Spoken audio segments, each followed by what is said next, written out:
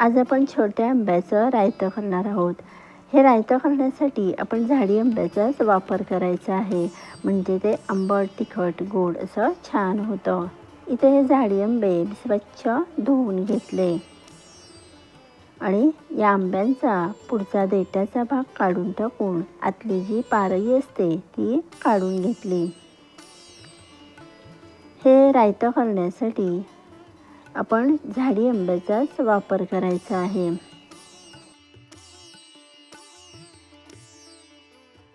या सालीने जो गर असतो तो तुम्ही चमच्याने किंवा हातानेही काढून घेऊ शकता.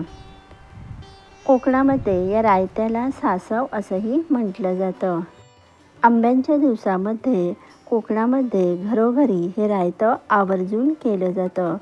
आपल्या घरी एखादा कार्यक्रम असेल तर अशा वेळेला आपण स्वीट डिश म्हणून हे रायतं करू शकतो. हे बघा, दोन्ही पद्धतीनं आपण ह्या आंब्यांचा रस काढून घेतला आणि पारई एका बाजूला आणि साली एका बाजूला ठेवून दिल्या. आता एका भांड्यामध्ये आपण ज्या साली वेगळ्या ठेवल्या होत्या त्या घालून घेतल्या आणि अर्धी वाटी पाणी घालून ह्या साली या पाण्यामध्ये थोड्याशा धुवून घेतल्या. म्हणजे ह्या सालीनं जो रस राहिलेला असतो तो या पाण्यामध्ये उतरला जातो.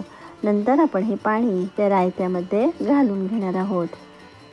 ह्या रसामुळे रायत्याला दाटसरपणा येतो. आता आपण इथे एक वाटी ओलं खोबरं घेतलं आणि हे मिक्सरमध्ये जाडसर वाटून घेतलं. ओल्या खोबऱ्यामुळे आणि रसामुळे रायतं थोडंसं जाडसर होतं आणि चवीलाही छान होतं. याच्यामध्ये ओल्या खोबऱ्याचाच वापर करायचा आहे. कढईमध्ये 2 चमचे तेल घालून घेतलं आणि यामध्ये अर्धा चमचा मोहरी, थोडासा हिंग, पाव चमचा हळद पावडर आणि पाव चमचा मिरची पावडर घालून घेतली. मिरची पावडर घातल्यामुळे या रायत्याला थोडासा तिखटपणा येतो. आता यामध्ये ज्या पारया काढून घेतल्या होत्या त्या घालून घेतल्या. इथे गॅस मात्र आपण मंद आचेवर ठेवायचा आहे.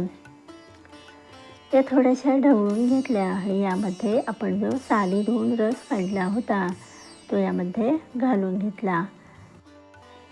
या रसामुळे रायत्याला थोडासा दाटसरपणा येतो आणि चवीलाही छान लागतं.